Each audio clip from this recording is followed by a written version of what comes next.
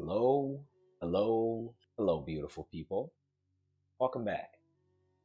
I think this is around the proper time to now reveal this.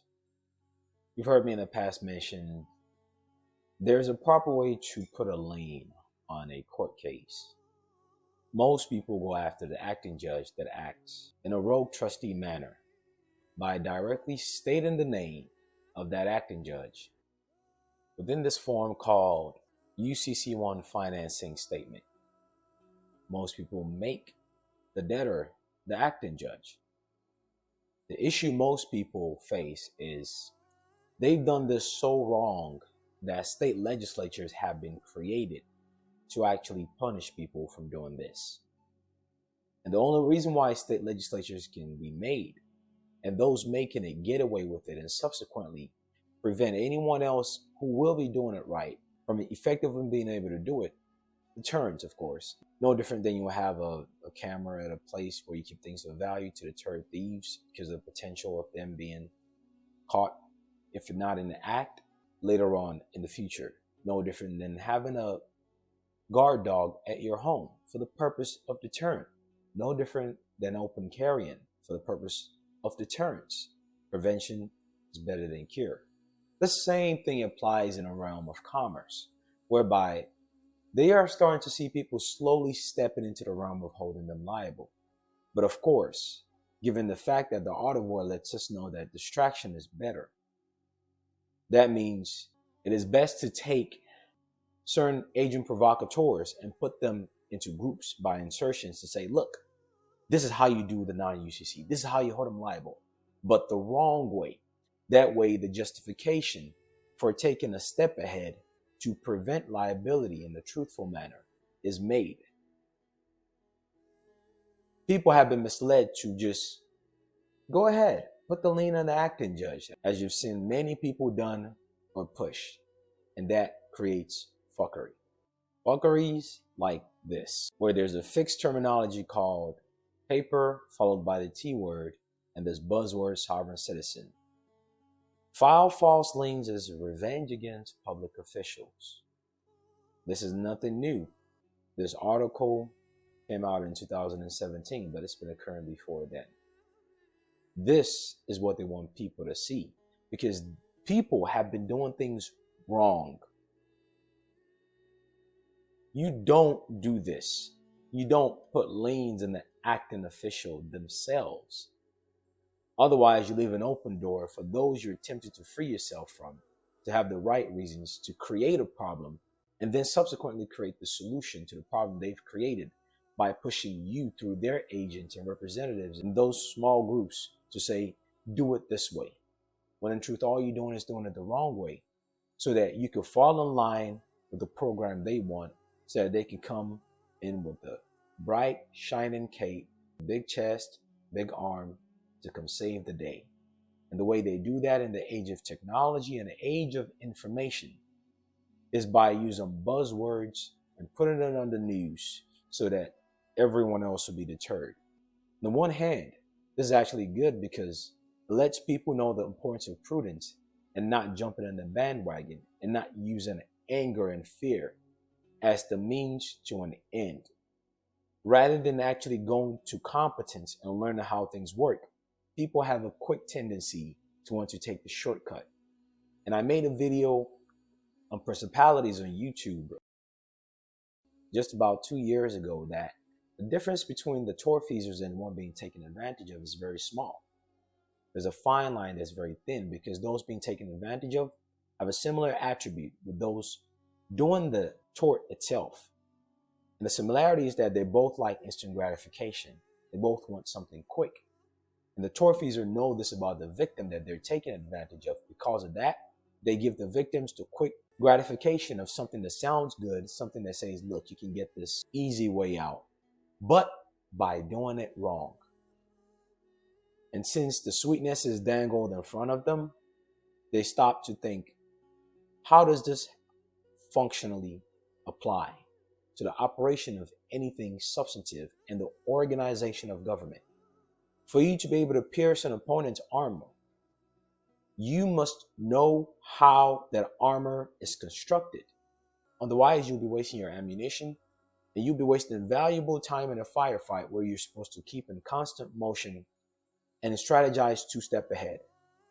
You are busy distracted. And even worse, it's affecting the future generations and those aloof as much as the previous one falling into the same trap. This is the trap they set for people. Now I'm introducing this first as a preceding factor in case you did not know what people have done wrong and what it has led to. Whenever something is going to be shown right, I would always show you the corresponding end. I do want to be the doom and gloom in certain circumstances. It is my responsibility to show you the caveats involved in the polar end of the thing that's being shown. Because that polar extreme is exactly where the tortfeasors want you to be. You must see that in juxtaposition of where you ought to be. If you don't know where the opponent wants you to be, then you will fall victim to it easily, no matter how much of a good faith you have. And then in that case, evoking a good faith doctrine will do you no good because you don't know the terrain. The damage has been done. And in us showing the proper way things are done, you have to be aware of the damage because those are the lingering old mines that's been set that has yet to detonate. And this is the lingering state of mind they are consistently telling their employees to look at. You must also have that awareness in your act of doing something right. As the analogy goes, light only exists in juxtaposition to the dark, good in juxtaposition to the bad. You must see the full spectrum of things. That is what it means to be enlightened. Not just the one side that you want to see to get what you want, even if it is right. You must see what's right and what is wrong. Because what is wrong is what acts as a blanket that those who don't want you to be successful would always want to cover you with, even if it does not suit you. There is a proper way to do the non-UCC, UCC 1 financing statement when it comes to court cases. Despite that, people have done wrong so much that state legislatures have been created and federal statutes have been created to actually hold people severely liable if and when it is done wrong. Going straight to the horse's mouth, American Bar Association, inmate sentenced for filing false lien that targeted a federal judge and Department of Justice employee. This is what happens when it is done wrong.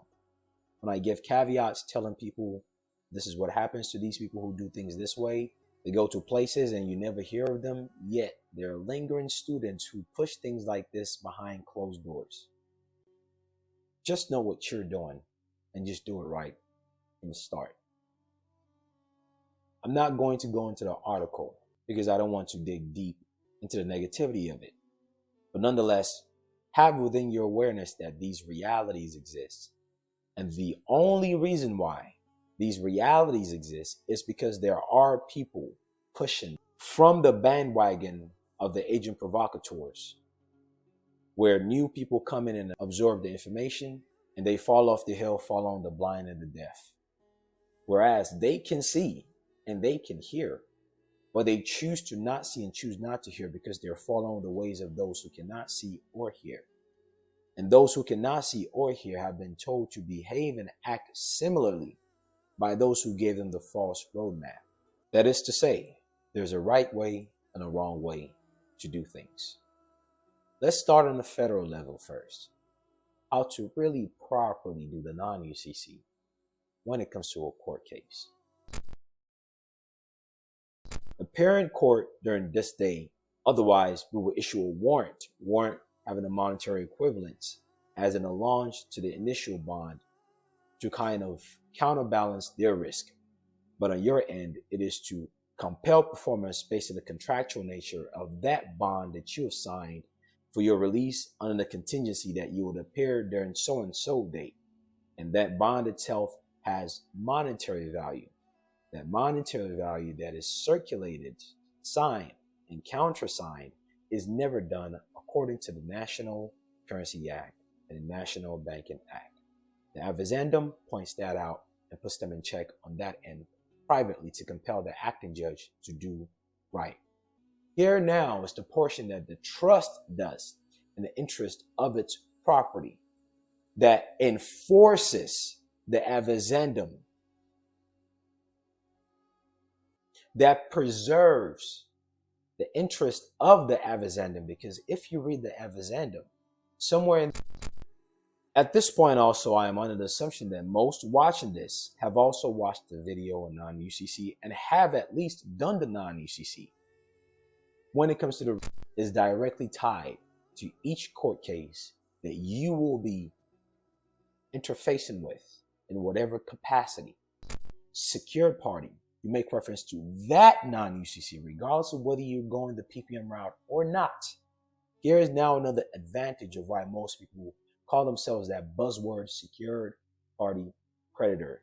Even though I also surmise at this point, you know that secured party is one thing in the UCC and creditor is another thing. And those two phrases don't go together to make up those three words, secured party creditor. I surmise you know that at this point. This is the link that most of them are missing. Besides the whole movable property like vehicle that we've shown in this video. That's one way to secure the interest. Now, when it comes to immovable things, but nonetheless that have value on paper by way of bond, called the I bond, D bond, that's attached to that case number. Those bonds are traded on the market. There's stock market and there's the bond market. Stock market is the equity market. Stock is the same thing as equity. We went over that in this video. Bond is the same thing as debt.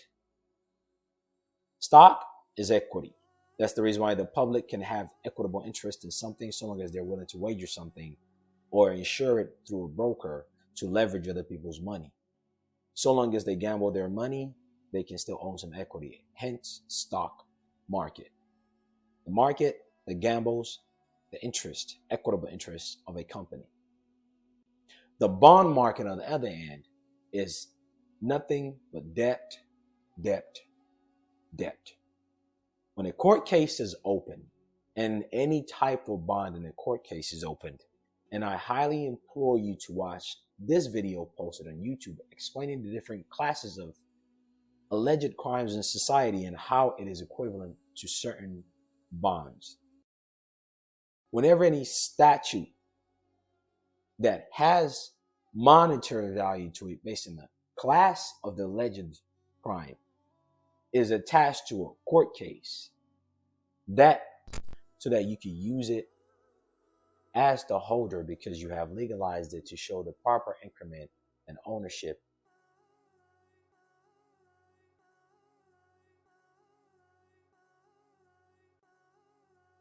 And I assume you've done the emancipation, and I assume you've attached the affidavit of ownership.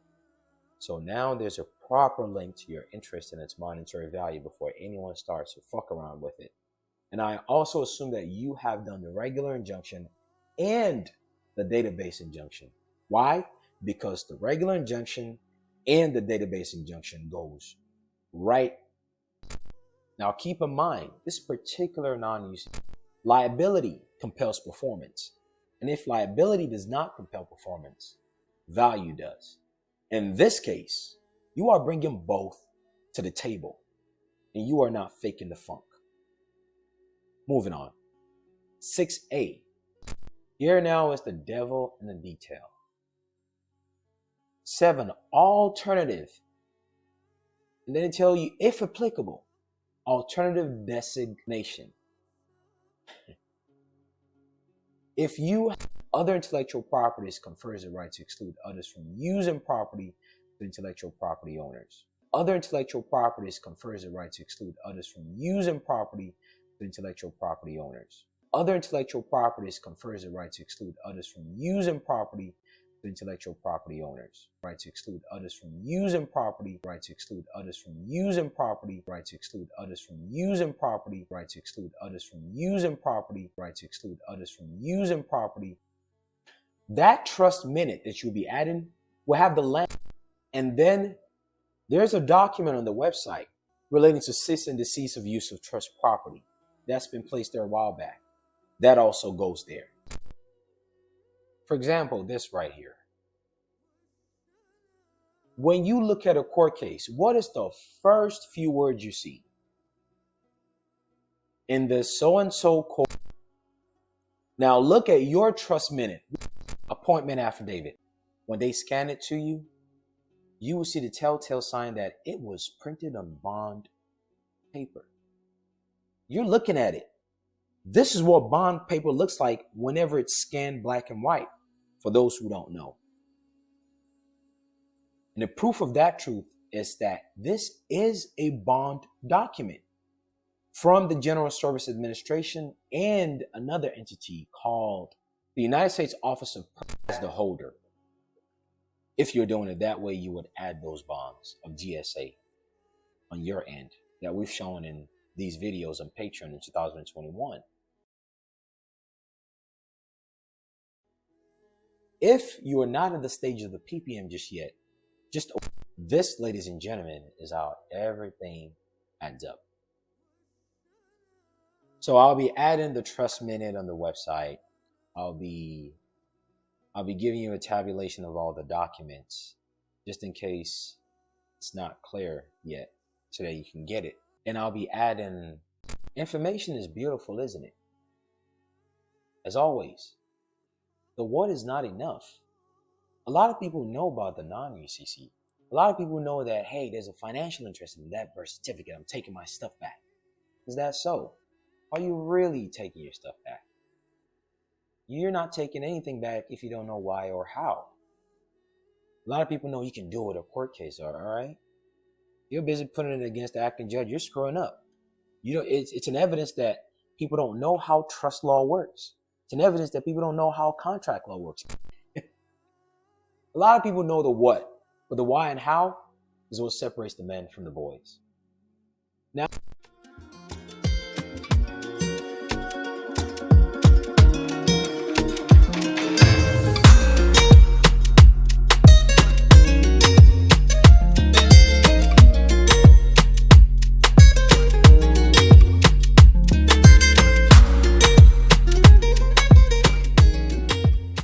complete 52-minute video is on a website and has been posted on a Patreon page just for a 5-day period before it's removed. Take care. Best of luck.